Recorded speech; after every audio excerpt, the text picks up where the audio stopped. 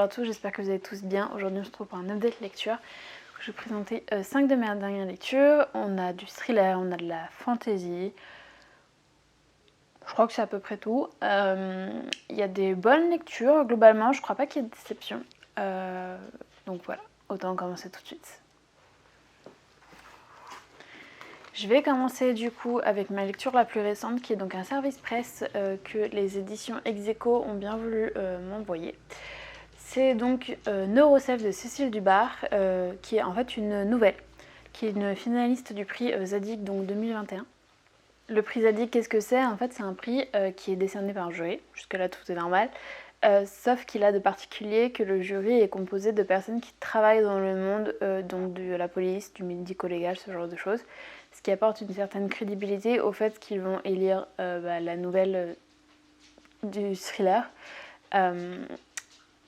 Donc, on suppose qu'ils savent de quoi ils parlent, donc que ça participe à la crédibilisation de l'histoire. Je vais y arriver. Donc c'est une finaliste avec une nouvelle où en fait, donc sur un meurtre avec un jeune homme qui a tué trois de ses meilleurs amis et qui juste a pété un câble en fait. Un jour il a pris un revolver, il a tiré sur 3 de ses meilleurs amis et il a essayé de s'en prendre du coup à son meilleur ami qui était aussi présent, qui a réussi à se cacher, et à sa petite amie aussi. Les policiers vont donc tenter de savoir si c'était vraiment un pétage de câble pour aucune raison, si c'est dû au fait qu'il était dépressif comme son meilleur ami le leur affirme, alors que sa petite amie leur dit que non, au contraire il était très exubérant, très joyeux. Est-ce que ça a un rapport avec le fait que pendant l'autopsie, ils ont trouvé à l'intérieur de son cerveau 2 implants neuronaux qui appartiennent à la société Neuroself. On se doute qu'il y a quand même un rapport avec la deuxième, parce que bon, la couverture nous le laisse deviner quand même. On est donc sur une histoire qui se passe dans notre monde réel à nous, où en fait on a un peu exagéré le risque que pouvait introduire dans notre société les implants neuronaux. Tout n'est pas basé sur le réel comme le précise l'autrice, mais ça reste une réflexion très intéressante. Encore une fois, on est sur un scénario catastrophe, comme beaucoup, qui pour le coup n'était pas trop tiré par les cheveux, il n'y a rien qui m'a choqué. Non, en soi c'était une très bonne lecture, il y a une 65 pages à peu près. Pour une nouvelle, ça reste très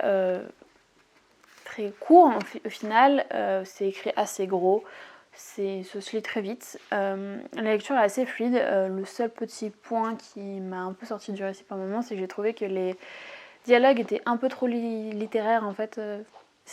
C'était pas c'était pas très je vais galérer à trouver mes mots. C'était pas très naturel, voilà. On sentait que ça avait été un peu romancé. Donc bon, c'est le petit bémol, mais en soi, c'est un minuscule bémol par rapport à l'histoire. Donc je vous le conseille. Je ne connaissais pas du tout le prix Zadig. Je ne connaissais pas du tout les éditions Execo avant qu'elles me contactent. Donc je pense que je lirai d'autres nouvelles dans ces éditions-là, surtout si elles sont de la même qualité. Ensuite, on va rester dans le thriller avec Code 93 de Olivier Norek. C'est pas un secret, j'aime beaucoup cet auteur. J'avais pas encore eu l'occasion de lire Code 93, qui est donc son premier roman, il me semble, que j'ai beaucoup aimé. On est donc sur le résumé sur Victor Coste, qui est donc On est sur Victor Coste, c'est très bizarre comme phrase. Non, on suit Victor Coste, qui est donc notre détective principal. On nous présente un peu l'équipe et en fait on découvre qu'il va enquêter sur une série de meurtres très bizarres, notamment déjà parce que la première victime se réveille sur la table d'autopsie alors que quelques minutes avant il était bien mort. Ensuite notre deuxième victime, en fait au moment où on découvre aussi un téléphone portable qui se met à sonner, mais dans lui. Il va aussi recevoir des lettres anonymes qui vont le mener vers un certain Code 93. Donc, il va essayer de faire le lien entre tout ça et ça va le mener à faire des découvertes assez gênantes et assez grosses. C'était une lecture très sympa, on sentait que c'était le premier roman de Lecter. On avait une enquête avec une construction assez cliché, qui n'était pas très originale, pour autant elle était quand même très sympa à suivre. L'équipe en elle-même n'était pas très marquante, pas autant qu'elle peut l'être dans les prochains romans de l'auteur, où là on a certaines spécificités de l'équipe, on a l'humour, on a des histoires entre eux, ce genre de choses. Là, vraiment beaucoup moins, on se concentrait vraiment sur l'enquête, on était vraiment dans un thriller qui ne sortait pas tellement de l'ordinaire. Sans vous mentir, si ça n'avait pas été Olivier Norek, si du moins ça avait été le premier roman d'un auteur que je ne connaissais pas, je me serais pas dit il faut absolument que je lise les autres romans de cet auteur-là. Il serait pas sorti de l'ordinaire en fait. Donc je suis quand même contente de le découvrir, puisque c'est une évolution obligatoire. Quand on est auteur, on est obligé de se construire petit à petit. On dirait la fille qui en connaît un max, alors pas du tout, hein. Mais ce que je veux dire, c'est que on ne peut pas s'attendre à ce que, même si c'est un auteur qu'on adore, ce soit dès le premier roman qu'il écrit vraiment ultra accrocheur, ultra poignant. C'est normal qu'il y en ait qui sont un peu moins bons que les autres, et encore plus quand c'est les premiers. Voilà. Ensuite, on va changer un peu, on va passer à de la fantasy avec Les Maudits de Firewood, donc le tome 1 de Amandine Peter, que les éditions Explora m'ont envoyé en SP, donc merci à elle, puisque ça a été un coup de cœur. Je vais commencer par le résumer. On est dans un monde où il y a des failles, donc 6 en tout, donc pas très beaucoup, qui sont privées de pouvoir et qui sont enfermées dans un manoir. Pour en sortir, tous les 10 ans, en fait, elles invitent dans ce manoir des humains. Et si un de ces humains parvient à trouver qui a lancé cette malédiction, pourquoi et quel est l'objet de la malédiction, les faillis seront libérés. Puisque, détail assez important, les faillis n'ont aucun souvenir de ce qui s'est passé, donc c'est un peu compliqué pour eux. Ils ont tellement peu de souvenirs qu'en fait ils ne se rappellent même pas de ce qu'il se passe dans l'édition précédente. Donc en fait on pourrait se dire s'il y en a un qui s'approche un peu de la vérité, dans 10 ans les prochains humains pourront réutiliser ce qu'il s'est passé il y a 10 ans, mais non, en fait ils repartent à zéro à chaque édition, puisqu'ils ne se rappellent absolument de rien. Et la motivation des humains, c'est déjà de découvrir les faillis, et il y a un trésor inestimable aussi à gagner, évidemment. Déjà, pour avoir le droit d'aller dans ce manoir, c'est compliqué et c'est une récompense en soi, puisqu'en fait, tous les 10 ans, vous avez des énigmes qui popent à peu près partout sur le territoire. Et il faut réussir à résoudre une de ces énigmes pour aller dans le manoir, sachant qu'elles sont très très très compliquées. Donc vous avez en tout une dizaine de personnes qui arrivent à y aller. Ça fait pas beaucoup, hein. Et nous, on va sur Everly, qui est une fille très intelligente, qui a un jumeau, Jake, qui arrive lors d'une édition à résoudre un mystère. Donc il va aller dans ce manoir, sauf qu'il ne va jamais, mais alors jamais en revenir en fait. Donc personne ne sait ce qu'il s'est passé. La réputation de ce manoir des faillis, c'est que une fois que tu y es, soit tu n'en reviens pas, soit tu en reviens complètement changé. Personne ne sait ce qu'il y arrive là-bas. Personne n'est capable de parler de ce qu'il s'est passé, parce que soit ils ne se rappellent pas, soit au moment où ils veulent en parler, en fait ils se mettent à parler avec un langage spécifique à ce monde-là que personne ne comprend. Donc en fait impossible pour quiconque de savoir ce qu'il se passe. Et Everly, elle veut comprendre, elle veut savoir pourquoi son frère n'est jamais revenu. Est-ce qu'il est décédé? Est-ce qu'il est encore là-bas? Ce qui est possible. Et donc elle ne va pas avoir d'autre choix que d'aller à son tour dans ce manoir. Donc 10 ans après, elle va elle aussi résoudre une énigme et réussir à entrer dans ce manoir. On est donc sur un huis clos avec de la magie, puisqu'il y a des failles.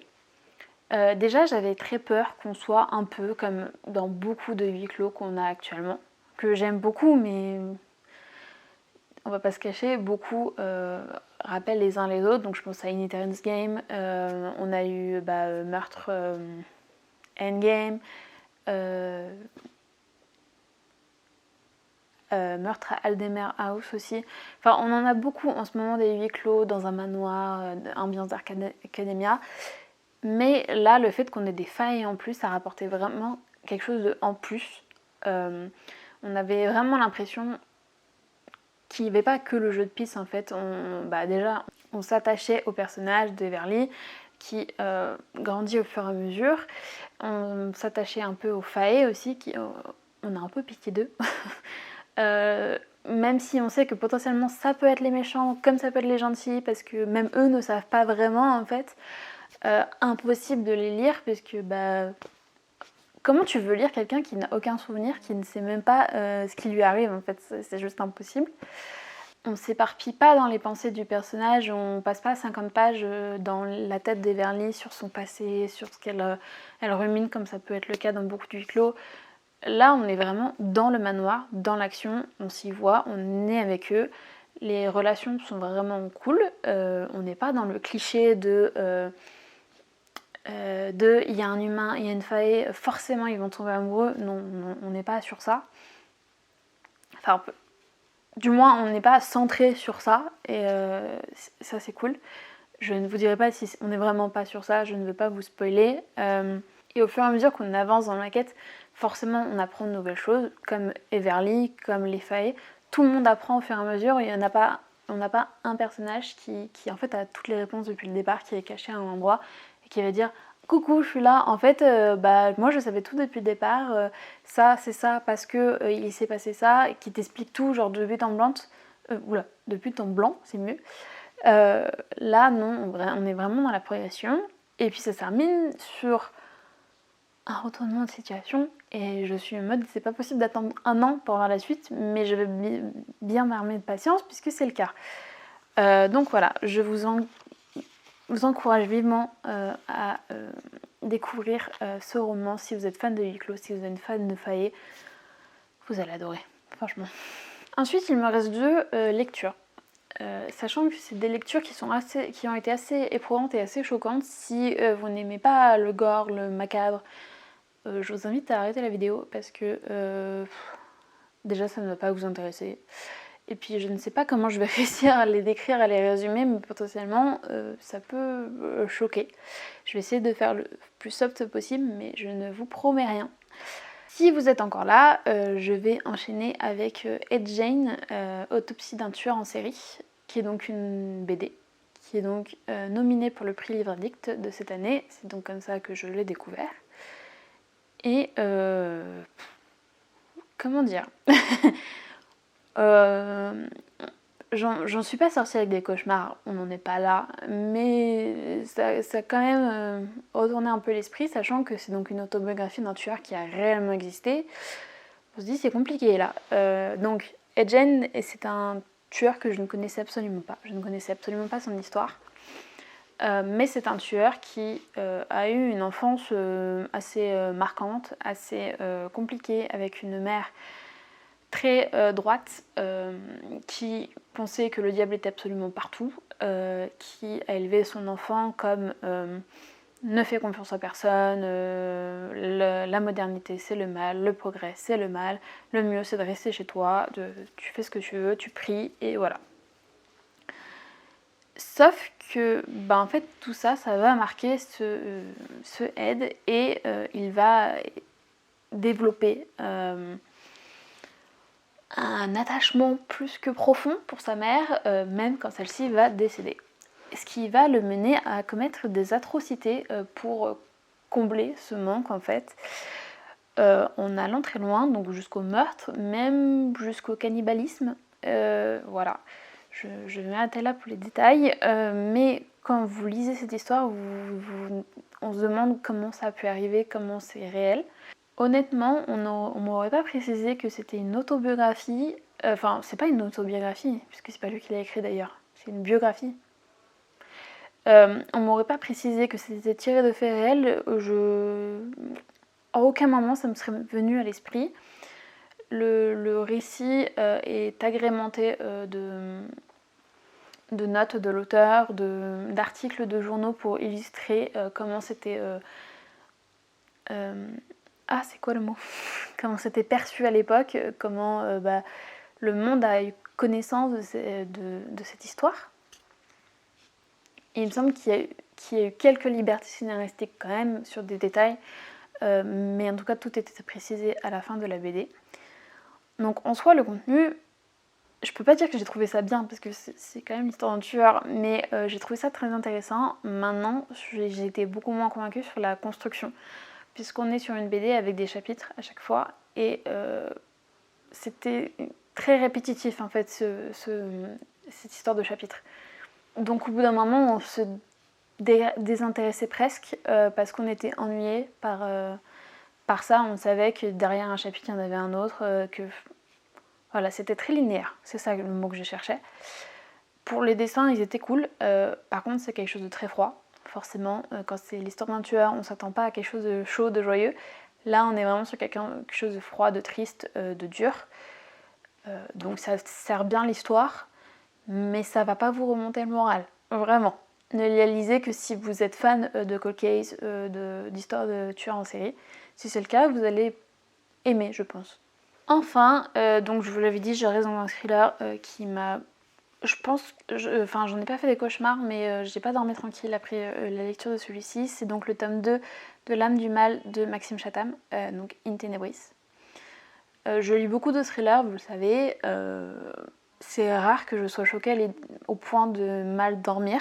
Donc c'est pour dire à quel point je ne le conseille pas aux personnes qui n'aiment pas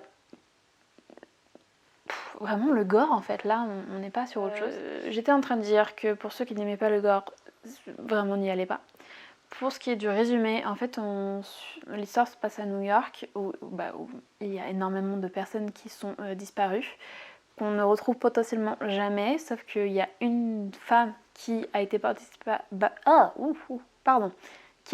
disparue, qui a été retrouvée scalpée, avec dans sa main le scalp d'une autre fille, qui proclame qu'elle est sortie tout droit de l'enfer, qu'elle a rencontré le diable en personne.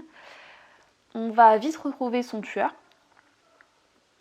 et chez lui on va découvrir des centaines de photos qui n'ont aucun sens, et on va s'apercevoir qu'en fait toutes ces photos, ce sont des photos de personnes disparues. Et en menant l'enquête sur ce qu'il se passe réellement, on va tomber sur des rituels, sur des choses très pas catholiques, sur des repères secrets, sur les méandres de la société, on va dire ça comme ça, sur des choses qui se passent sous nos pieds, qui ne devraient juste pas avoir lieu en fait. C'est vraiment une mise en abîme un peu de notre société. C'est très intéressant, on ne fera pas dire le contraire, mais on sent que le but c'est de choquer. Et je pense que c'est le but atteint. Je pense, en même temps, c'est le but de cette série, de cette trilogie. L'âme du mal, ça porte bien son nom. Enfin, la trilogie du mal, pardon, ça porte bien son nom. Déjà, le premier était choquant, le deuxième, forcément, l'est aussi. Je pense que le troisième le sera aussi. On nous dépeint les choses les plus noires qu'il existe dans notre société, les choses qu'on préfère ignorer des fois, qu'on préfère ne pas voir. Maintenant, j'ai dévoré, parce que malgré le choc, malgré la peur, j'avais qu'une envie, c'est de savoir ce qu'il en était réellement, parce que impossible de deviner jusqu'où ça allait. Je sais pas trop quoi vous dire de plus, mis à part âme sensible s'abstenir, et si vous aimez tout ce qui est retort, tout ce qui est vice, cruauté, ce genre de choses, dans les thrillers, j'entends, allez-y. Je pense que beaucoup connaissent déjà cette trilogie, parce que Maxime Chatham, ça reste quelqu'un de très connu. Mais si vous n'avez pas encore l'occasion de lire cette trilogie et que vous n'avez pas froid aux yeux, allez-y. On sent que j'ai du mal à le décrire, ce roman. J'ai l'impression de vous avoir rien dit du tout, mais en fait, je veux pas vous spoiler. Et je peux pas dire grand chose en fait parce que tout s'articule autour de l'enquête en elle-même. On n'est pas comme sur d'autres romans où on s'attarde sur l'histoire du policier, sur les relations, etc. Non. Là, on était vraiment que sur l'enquête et sans vous spoiler, je peux pas vous dire grand chose, mis à part que. Alors, la fin, je l'ai pas du tout vu venir. Je pensais avoir deviné la fin, mais en fait, non. Donc, ne vous y trompez pas, c'est pas si prévisible que ça. Voilà pour ces lectures, même si on a terminé sur des notes moins joyeuses, j'espère quand même que cette vidéo vous aura plu. N'hésitez pas à me dire en commentaire si vous avez lu une des œuvres que j'ai présentées. N'hésitez pas à vous abonner, c'est toujours un énorme soutien. Et moi je vous souhaite de très bonnes lectures en attendant la prochaine vidéo.